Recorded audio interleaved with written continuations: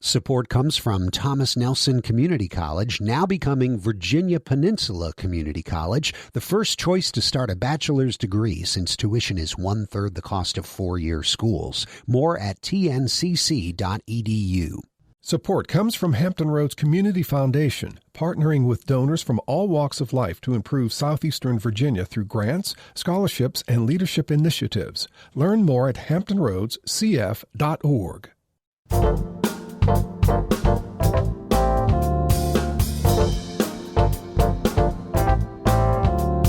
Hello, everyone. I'm Barbara Hamley. So have you traced your family roots? Would it matter to you if you discovered your ancestor was one of the founding fathers of this nation?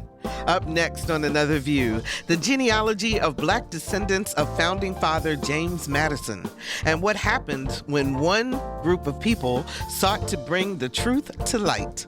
Plus, a tribute to the Hampton Roads living legend. Lisa Godley celebrates Boo Williams, who literally changed the lives of young boys and girls through the game of basketball. Another View will be right back after this national, regional, and local news from NPR and WHRO News.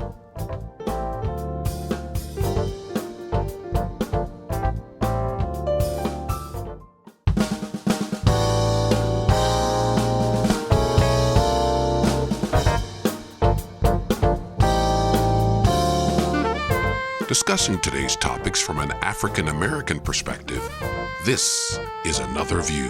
Good afternoon, everyone, and welcome to Another View. I'm Barbara Hamley. Before we get started with our show today, you know I love telling you about things that are happening in the community, and these two actually happen to involve me. So I hope you will come out and be supportive. This Saturday, August the 20th at 2 p.m. at the Jamestown Settlement, we'll have a program, First Africans Commemoration, and this is honoring the legacy of the first recorded Africans brought to Virginia in 1619.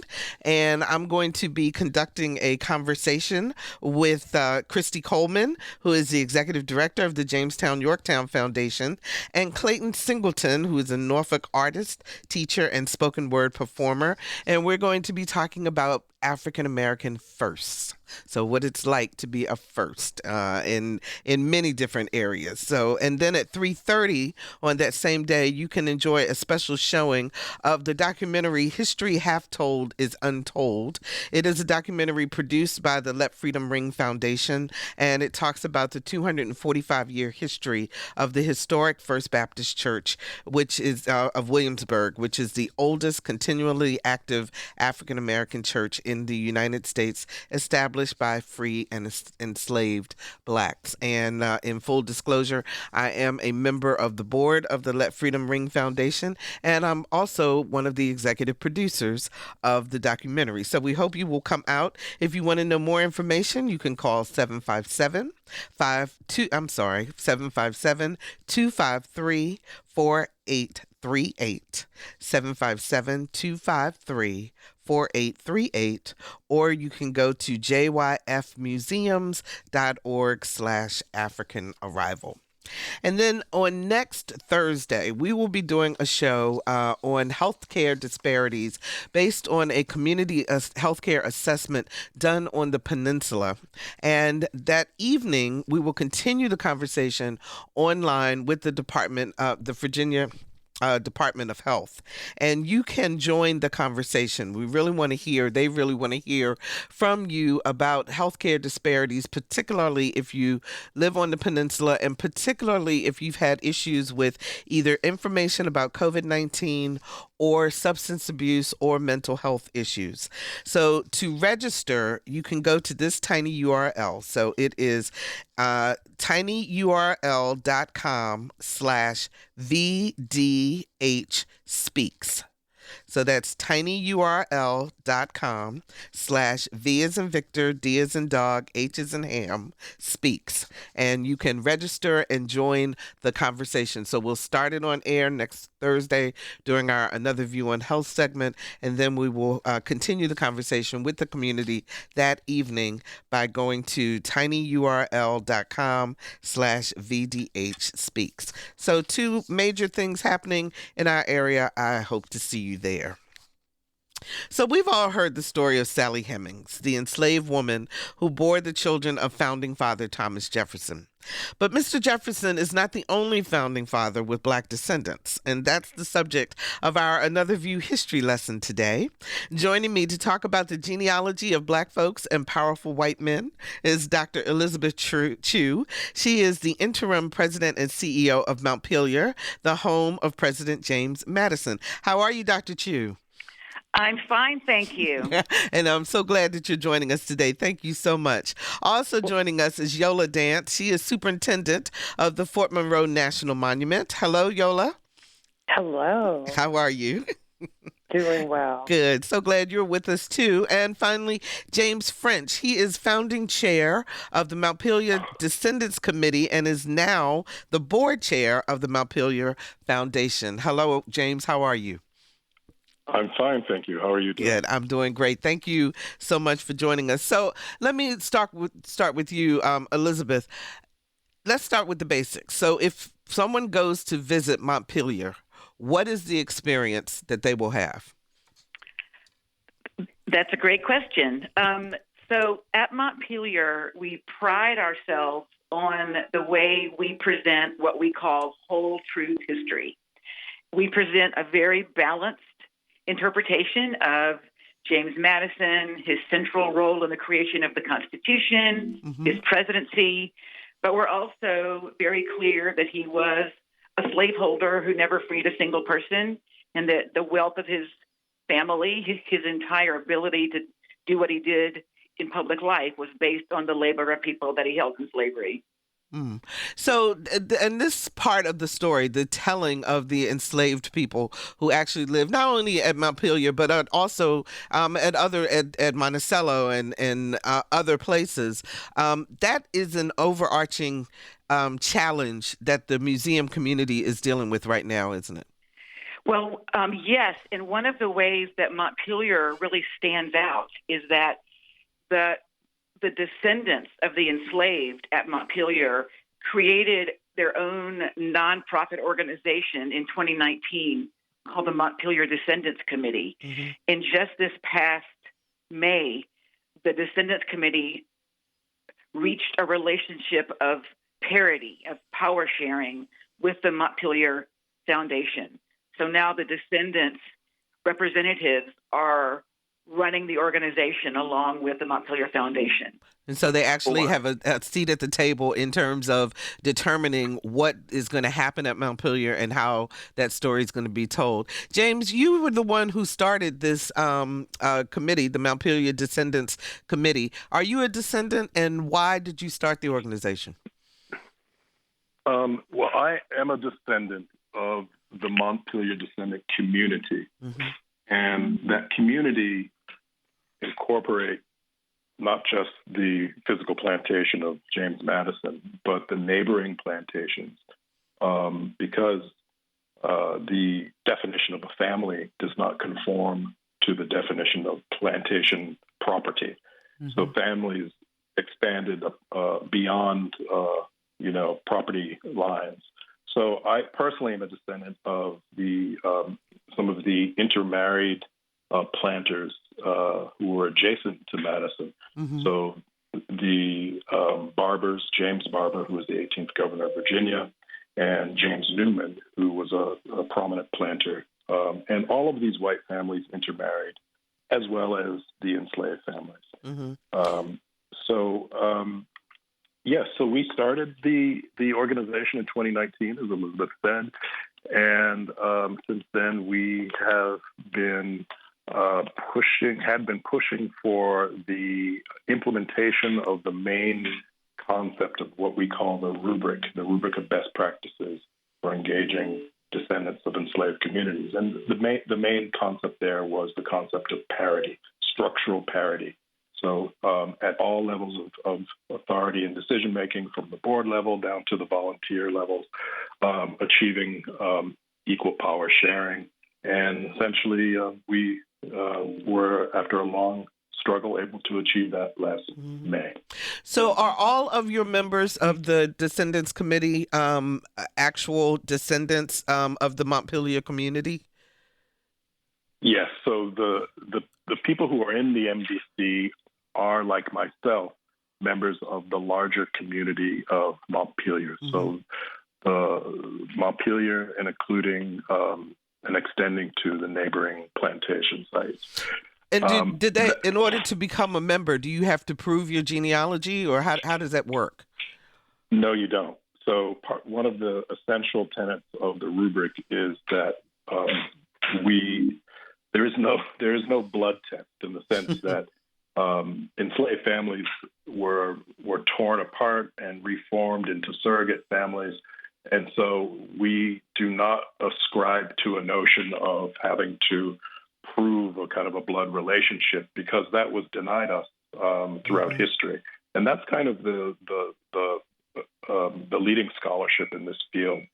So the idea is to trace broader family groups and to understand the past through the unit of a community, as opposed to specific blood relationships of one person to another, because we all were part of the same community, and that has been true for the entirety of American history for Black Americans. Yeah, Elizabeth. So you were working with this group, with the MDC, in your capacity prior to becoming interim CEO, as a curator and so forth on the property. What was the relationship like, and what kind of work were you all doing together in order to tell the full story? Well, the partnership between Montpelier staff and members of the Montpelier descendant community goes back to the 1990s. And staff and members of now members of the MDC have worked together on projects to decide how to talk about slavery at Montpelier, on the restoration of a freedman's cabin that's on our property, on the creation of an exhibition called The Mere Distinction of Color, that's about slavery, that's from the point of view of descendants sharing their family stories of enslavement. So we had worked together very successfully, and we had really been a model in the field of historic sites since the late 1990s. And so you all were kind of setting the pace for other museums to follow also, isn't that correct?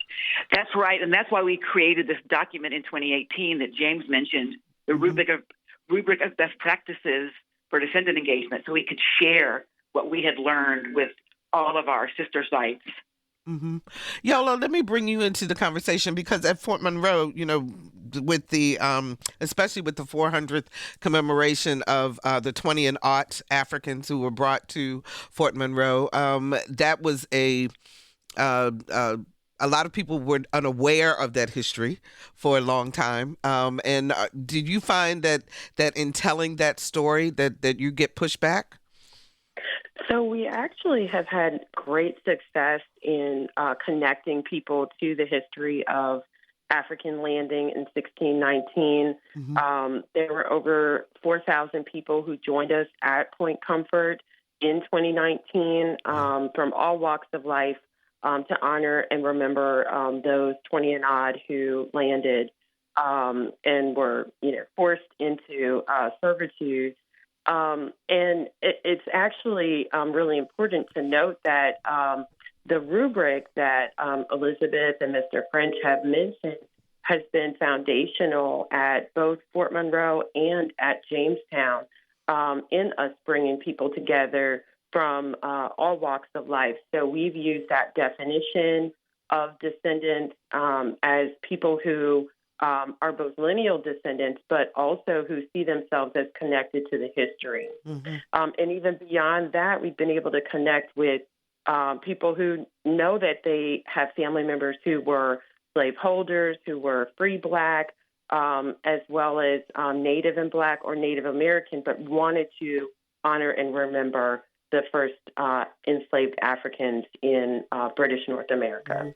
So I want to ask this question of all three of you, and I want to make sure, guests, if you are not holding your phone, if you will hold your phone or be on headset, just so that we can make sure we can hear you as clearly as possible. But my question to all three of you is, why is it so important that the full story be told? And James, I'm going to start with you. That's a great question. Because the full story is tantamount to the origin story of our country. And a country needs to understand the fullness of its history if it ever hopes to overcome its past.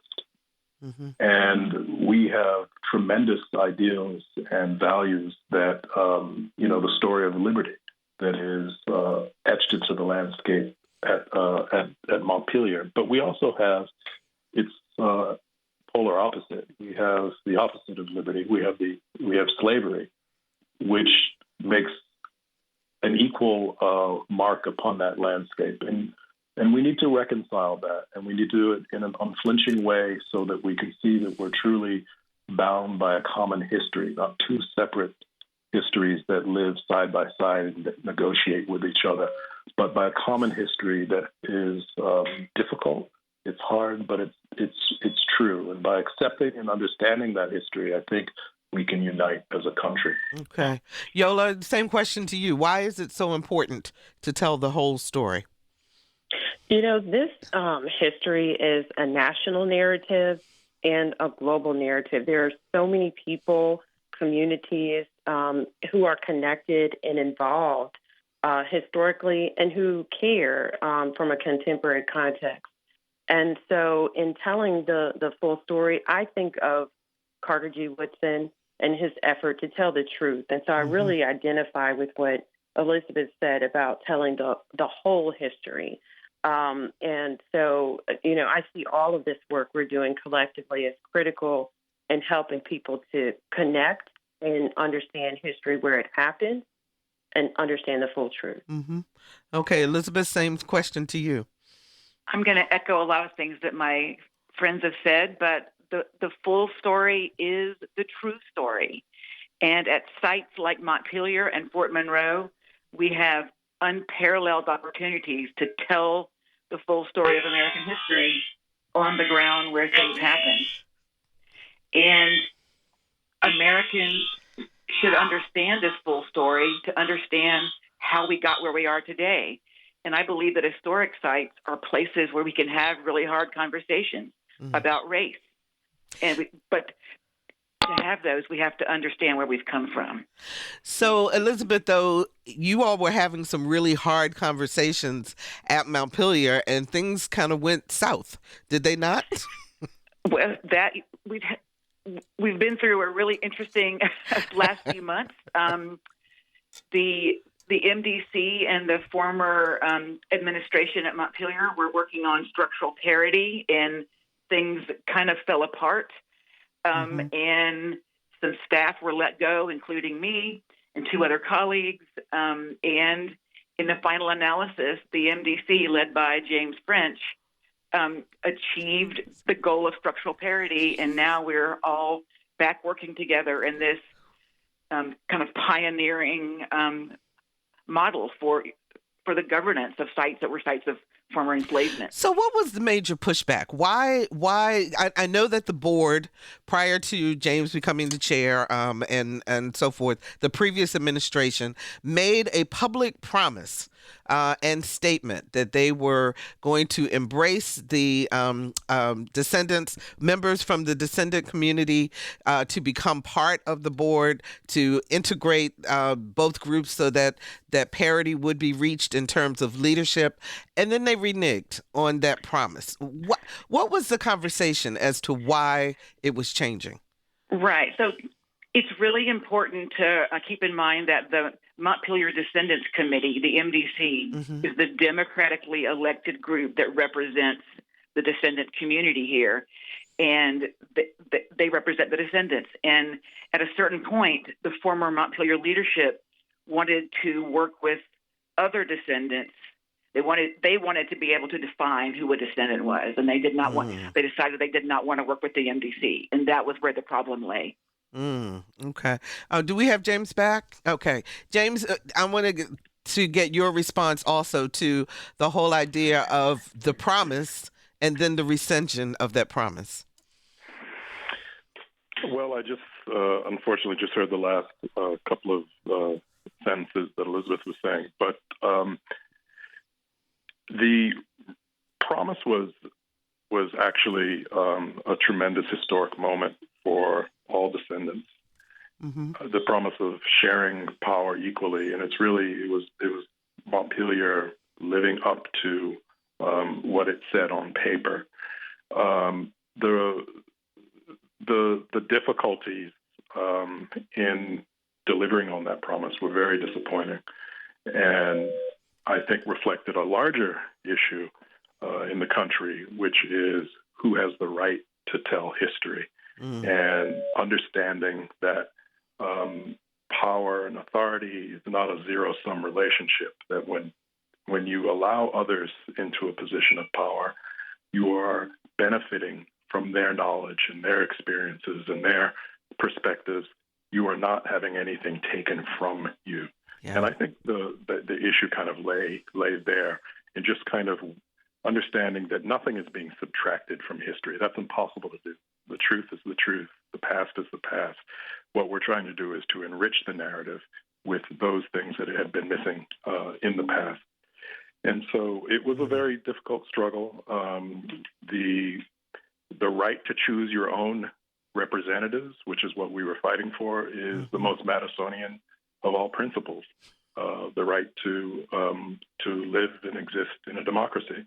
And we had to make sure that we were able to attain that right just the way Madison had intended. I was going to say, it's a little ironic that this would be happening at James Madison's place, considering that he was the father of the Constitution and was supposed to be, it would seem that this ideal would be all-encompassing of what he was trying to achieve. And instead, there was a push-pull going on. I think you're right. And that was the central irony, in fact. And that also is why it was so important, because it truly was a national issue that goes to the heart of our democracy. We live in a country where people can speak their own voices, vote the way that they want, and elect those who they want to elect to represent them. So earlier you asked who is in the MDC. We have people who are descendant from Madison. We have people who are descendant from those enslaved. We have people who are descendant from those enslaved next door. And all of these different groups of people have a right to elect who they want to represent themselves. And we still feel very much that we were fighting for a core principle of American democracy. So what do you say to people who might say, well, you know what, they can tell the story, but you don't need to be in charge? Well, I mean, then we have to say at the same time that the legacy power arrangements that existed from the beginning of this country should never be challenged and should never evolve. And we know that's not true. The story of America really is a story of expanding the franchise, expanding the rights and the ideals that are enshrined in the Constitution. And if we were to simply say, no, you just have to accept things the way they were when these words were written down. And we know at that time that the ideals that were expressed did not include all of us. Right. I think that we would have a hard time accepting that. And so we're fighting for core principles. We're fighting to make them real, and we're fighting to help Americans understand their history, their true and complete history. So I think that's a fight worth sacrificing Worth for. fighting for. 757-440-2665 or 1-800-940-2240 are the numbers to call to join our conversation. Have you visited Montpelier? And what are your thoughts about telling the full story, which includes the things that perhaps are painful, not perhaps, but are painful and may be difficult to revisit, but yet at the same time give you a full representation of our country? 757-440-2665 or 1-800-940-2240. So, Elizabeth, it seems like you guys can't run away from controversy. Now, you have a restored train station that is right outside the property. Is that correct? And it talks about segregation and what happened with the post office. Yes. So this was a train station built on the property in 1910 by a later owner after the Madisons. Mm-hmm. And because it was built during Jim Crow, it has segregated waiting and ticketing facilities. And there's been a U.S. post office in the same building since 1912. And in 2010, we restored the other side of the building back to its appearance in the Jim Crow South, and we created an exhibition that's clearly, it's clearly an exposition. It's easy to see that it's an exhibition, mm-hmm. but a new postmaster in Orange, Virginia, which is where we are, unilaterally shut down that post office on June the 2nd because and then he wouldn't give a reason for weeks. And then we just learned last week that it was because he didn't want the Postal Service to be associated with segregation. But it's also interesting that he closed it down just a few weeks after the structural parity was achieved on the Montpelier board as well. Wow. What's your reaction to that, James? Well, I think it's very unfortunate. I would say that the postmaster didn't want, for some reason, a personal reason, I think, not to be associated with a museum exhibit. And so that's really unfortunate. I don't think that the post office should be opining on the interpretation of history. Museums should, and that's what we exist for. So our museum that exhibit has received wide public acclaim for years. It's clearly marked as a museum exhibit, and it's showing the reality of segregation and Jim Crow as it existed in that location for decades and decades. So again, it's presenting history and providing the public with a true service. And the post office was clearly separate from it. Doesn't share same entrance. We've never received any complaints, and there was absolutely no confusion whatsoever. I invite every one of your listeners to come visit it and visit Montpelier so you can see what an incredible exhibit it is and how there was absolutely no confusion whatsoever. And there was no public hearing or anything in terms of the post office's decision. Is that correct? No public hearing whatsoever in violation of what I understand to be the rules of closing any post office in the country. Interesting. If you're just joining us, it's another View history lesson on the Black descendants of the Founding Fathers. Our guests are Dr. Elizabeth Chu, Interim President and CEO of Montpelier, home of President James Madison, Eola Dance, Superintendent of Fort Monroe National Monument, and James French, Founding Chair of the Montpelier Descendants Committee. 757-440-2665 or 1-800-940-2240. Heather joins us from Virginia Beach. Hi, Heather. You're on the air. Hi, Heather. You're on the air. Hello. Hello. You're on the air, Heather. Hello? Hello. Yes, Heather. We can hear you. Hello, can you hear Barbara? us? Hi. Can you hear me? Yes, I can. Can you hear me? I can hear you now. Okay. What's your question? I have a word of praise and commendation. I have gone to Monticello since the 1980s. I was last there pre-COVID. I've seen the progress and I've seen the failures. I praise this search for authenticity, because anything less is inauthentic, which means it is stealing, lying, deceiving the full story. And it's about time in the 21st century, over 400 years and the years up until, that this has to happen. And there are many thwarting influences. And it's a tragedy all around. These people are heroes who are trying to resurrect and provide the full, authentic story of who we are and what an entire group suffered there with working the tobacco that made the Madison and the other plantations well off. I appreciate that James Madison helped with our Constitution. I've been to the bookstore. I have all his books. But they were able to do that from the hard labor, unpaid slave. And the few times I've been to Montpelier, the tour guides can't even use the S word. They stammer. So I am very glad you're working on the authenticity of champion this. Thank you. Thank you so much for the call, Heather. We appreciate that. James, would you like to respond?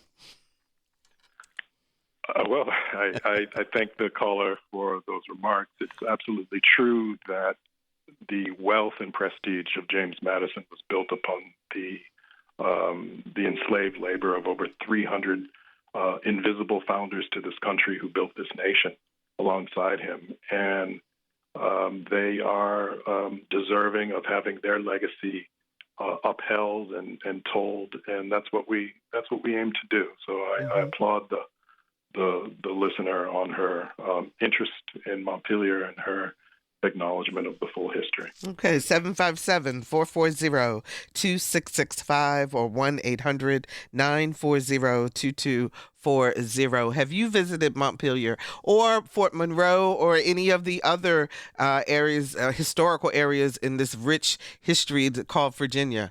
And what is your interpretation of how the story is being told? 757-440-2665 or 1-800-940-2240. David joins us from Norfolk. Hi, David. You're on the air. Hello, Miss Emily. How you doing? Doing good. Good, thank you. Good. Hello to all the panel. I have visited Fort Monroe once or twice, and I will have to tour it more extensively. But also, we have that kind of lineage in our family. My Aunt Carolyn, who's passed on, God rest her soul, told us that we are descended from General George Cornwallis. And how do you talk about that in your family? How does that manifest itself in terms of how you all see yourselves today? Not much. I told her that I was interested in genealogy and family trees, and she said, "Well, just make sure you put George Cornwallis in there." But it is something that I'm going to explore more, and it'll be interesting to find out that other part of me. Okay. Thanks so much for the call. We appreciate that. Elizabeth, do a lot of people, when they come visit and they think about what their own family history is, does that play in terms of their experience in visiting Montpelier? Yes, we do hear from a lot of people after they visited who think they're descended from James Madison or think that their ancestors might have been enslaved at Montpelier or elsewhere in the vicinity. And I think that it's the way that a lot of our interpretation here is told through the faces and voices and stories of the descendants, that it's such a rich and authentic way that we do it. I think it really resonates with people, and people often ask us how they can get involved with the Montpelier Descendants Committee. Mm-hmm. Okay. Eola, you all at Fort Monroe are having a big weekend coming up next weekend. Is that correct? That's correct. Okay. Can you tell us a little bit about what's going to be going on? Absolutely. And so next weekend is the annual African landing commemoration. And so we are approaching the anniversary of the landing as documented by John Rouse. in 1619. And so we have actually 3 days of programming planned. Dr. Chu has so graciously agreed to join us on Friday, and we will have a descendant conversation around the importance of descendant communities remaining connected in remembrance, and also thinking about some of the risks and challenges. We've talked about that today. Climate change is another one of those. And so through our partnership with the National Trust, we've been able to invite in Janine Anton of the St. Lucia Trust. And so Dr. Chu and Janine will guide us in that conversation. Saturday, in partnership with Project 1619, founded by Calvin Pearson, we will have the annual African Landing Day event. It will start at 10 a.m. with a ceremony and prep for the African Landing Memorial, major art project that's been a collaborative effort with the Commonwealth, the city, the National Park Service, and all of the descendant communities involved. The day will end with a concert, and Delphio Marsalis is joining us with the Uptown Orchestra. They were here last year. Weather didn't allow us to finish our celebration, and so they've agreed to join us. We also hope everyone will join us on Sunday for Healing Day. It will start with a sunrise cleansing ceremony at Outlook Beach at 6 a.m. With Cameroonian Queen Mothers, followed by a healing walk along the Chesapeake Bay there on the boardwalk. We invite you to a drummer's circle, so please bring your drum and join us at the close of the walk. And if you aren't able to join us in person, we have virtual yoga provided by Clyde Jean, and we will have a restorative moment to close out the weekend. So lots going on, and we hope that everyone joins us. So, Eola, these events, like next weekend, they bring people of all races and ethnicities together in celebration and in commemoration. And in this time of racial strife that this country is going through right now, how valuable are weekends like what you've planned for next weekend? These opportunities for coming together, talking about the difficult topics, confronting the true history, really opens up an opportunity for healing. And so we have found through the descendant engagement that within, I would even say on the individual level, within communities and across communities, there's just great progress through dialogue, through projects like the African Landing Memorial. We really set the stage for healing. Another of the descendant communities we're engaged with is the Tucker family with the William Tucker 1624 Society. And so we're able to support those descendants directly in the efforts and the history that they have held on to and continued in their families. And so we'll join them in their programming on Friday as well. Elizabeth, are you concerned as you see younger people coming up and so forth, that are we doing better about explaining the history and having understanding, or are we canceling each other out at this point? Well, I'm not going to get on the subject of public education and the teaching of American history, but it's my observation from working at historic sites for over 30 years that younger visitors are always more, or can be more receptive and open-minded to what we're calling hard history. And so that gives me hope for the future. Yeah. So in the museum world and as a whole, though, I mean, are you seeing more activity or less activity? And are people really honing in on the opportunities to come together and to really learn? Yeah, that's a great question. I think we see both. We see people who come here very open and eager to learn. We see people who come here with a fixed idea that if we discuss slavery, we're somehow trashing the founders. And I would just say we have work to do. But I think it's sites like ours in Fort Monroe that can do this work. Mm-hmm. James, I want to ask you the same question. Do you think that people, are we expanding our knowledge, or are we squandering the opportunities? Well, I think that I'll go back to what I said earlier, that we need to expand our origin story to fill it with full truth. And you mentioned that we're in a moment in our nation's history of racial strife. And, I think it was Madison who said that a people who intends to govern themselves must arm themselves with the knowledge necessary to do so. That's paraphrasing, and we intend to provide the knowledge that a democratic people needs to govern themselves, and that means whole truth. I would just like to add one thing. Sure. That coming up in the month of September, Montpelier is expanding its celebration of the history of the full history of the Constitution from a single day, which is the 17th of September, to the entire month of September.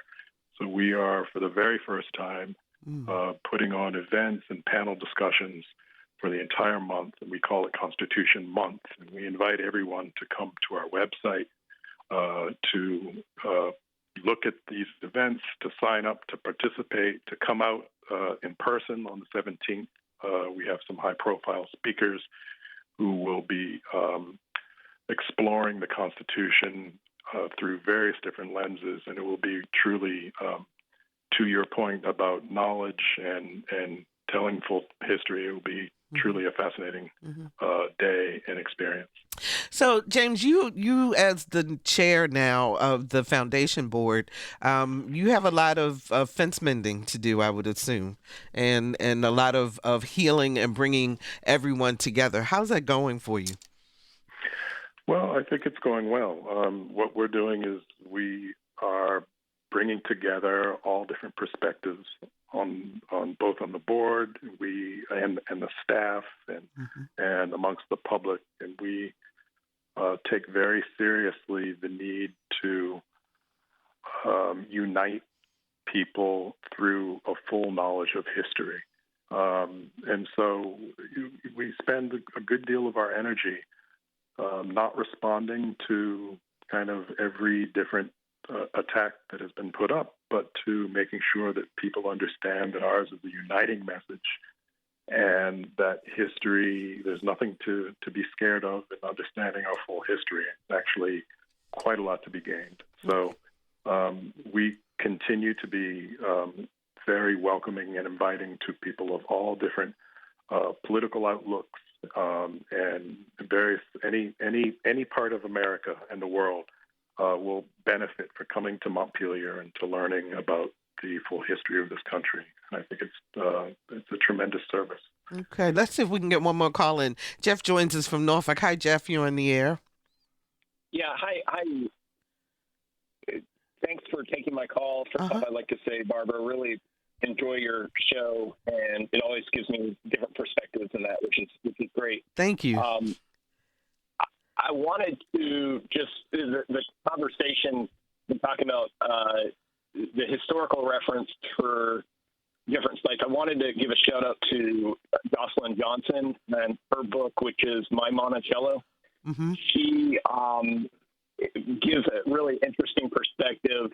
She's an African-American author who was a school teacher. I'm good friends with her, and she kind of looked at Charlottesville post the white nationalist movement and looks at a environment in which, hypothetically here, that the citizens of Charlottesville are a kind of an environment where there's disintegration of society, and end up having a number of the citizens of Charlottesville actually retreat into Monticello. So it goes into, and it's a number of short stories, but that's the primary one.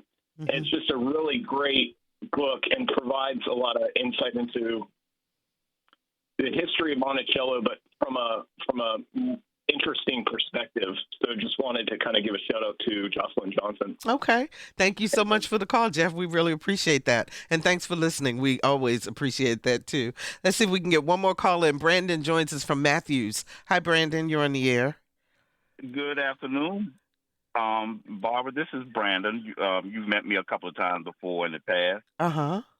And I had a question regarding any organizations in Norfolk that could assist African-American descendants in researching their genealogical roots in the area. Okay, let me get the guest to answer that for you because we're almost out of time, and I want to make sure that we can get you that information. So, and I do remember you, Brandon. Thanks for calling. We appreciate that. Eola, are there? I know you're not in Norfolk, but you're right here in Hampton Roads. Are there organizations that you could recommend? I'd like to suggest 3 organizations. The first is the African American Historical and Genealogical Society. And they have a Hampton Roads chapter. Also, the Association for the Study of African American Life and History. And then finally, Norfolk State University. Those 3 would be the first 3 that I would check in with regarding your family history in Hampton Roads. Yeah, that is just so very, very important. So we've got about 3 minutes left in the segment. So I want to ask each of you to give a word of encouragement to our listeners about why they should just go check out your particular institution in terms of looking at our history. And so, Eola, let me start with you. Well, you have to come to the place where the history happened. Okay. And Fort Monroe is a unique place in that it is the location of African landing in 1619, as well as the 1861 contraband decision. We are a national history as well as a global shared history. And that's what brought us together with Dr. Chu. When we think of James Madison, he was involved in the construction, assigning the engineer to construct Fort Monroe. And so there's so much history from Native American inhabitants through the deactivation of the fort in 2011. So please join us. Yep, lots of connections. That is Eola Dance. She is Superintendent for Fort Monroe National Monument. Thank you so much. And Elizabeth, let's go to you. Why should they come? I couldn't agree more with Eola about the power of place. People should come to Montpelier because a lot of really important things happened here. One of them is that this is where James Madison conceived the ideas that made up the U.S. Constitution. It's also the landscape where his family held over 300 people in bondage for about 140 years, and that those sites of labor, that the lives of the African American enslaved community are inscribed on this landscape. And people can come here and experience both of those things. Okay, that is Dr. Elizabeth Chu. She is interim president and CEO of Montpelier. Thank you so very much for joining us. And James, you've got the last 30 seconds. Well, thank you very much for that. And I agree with everything that the others on the call have said. I would say that Montpelier is on its way to becoming the most exciting, relevant, and compelling museum in the country. We just elected some of the most notable historians and other academics and experts in the country on our board, and we have just innovated a revolutionary model of governance. There we go. And so we are offering to the public a unique way of expanding their understanding of the Constitution. Thank you so very much, James. We really appreciate it. He is founding chair of the Montpelier Descendants Committee and the current chair of the Montpelier Board. Thank you all so much, and we'll be right back.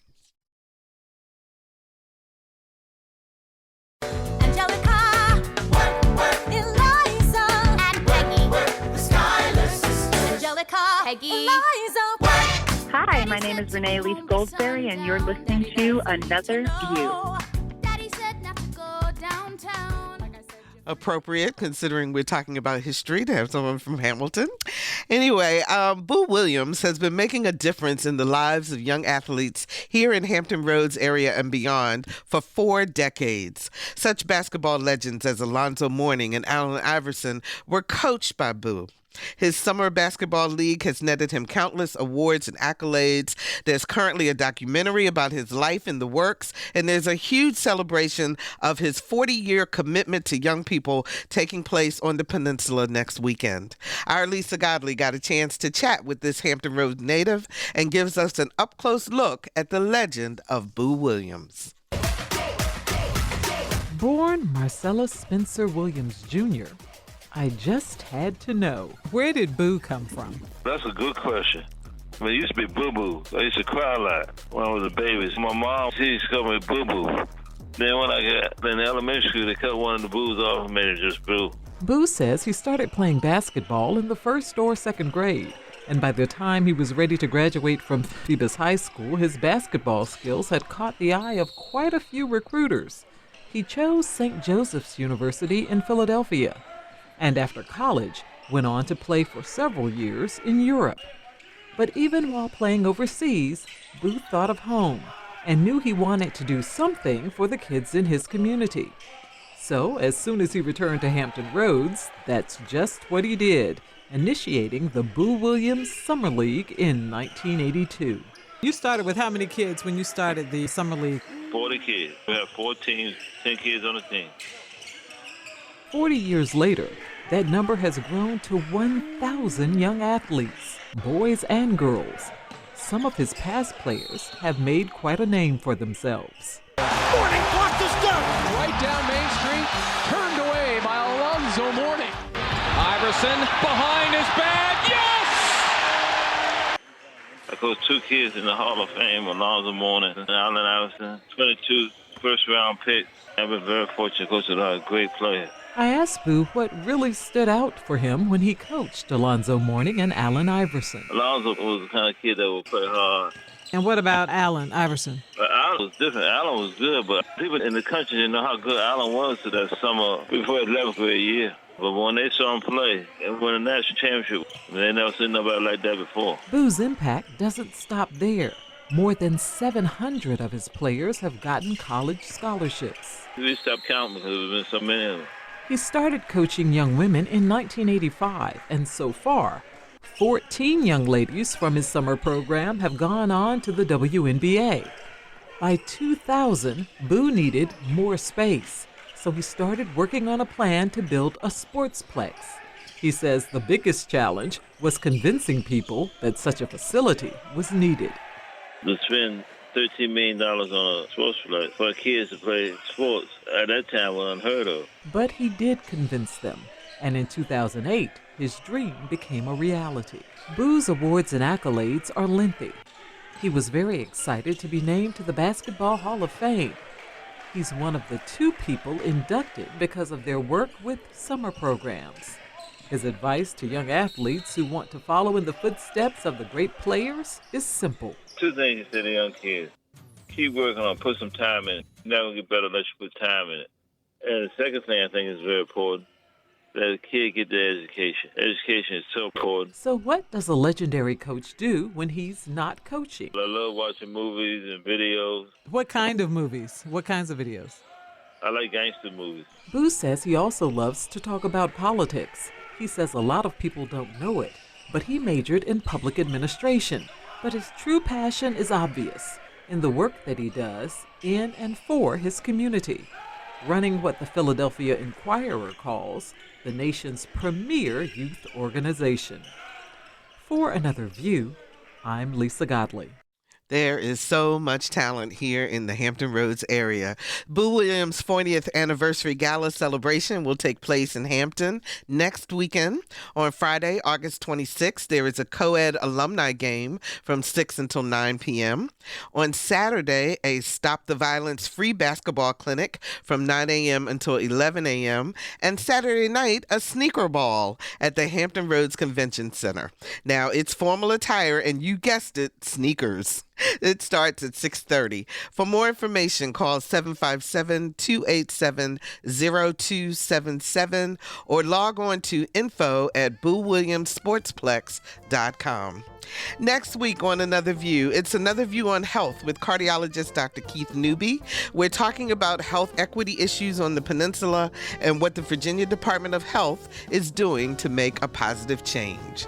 Our theme music is an original composition created especially for Another View by Jay Sennett. Lisa Godley is our show producer, and a familiar face making the show sound wonderful, Victor Bowen, is here filling in for Todd Washburn. Dr. Barry Graham answered our phones. I'm Barbara Ham Lee. Do something kind for someone. It will make their day, and it'll make yours too. Let's get together again next Thursday at noon for Another View.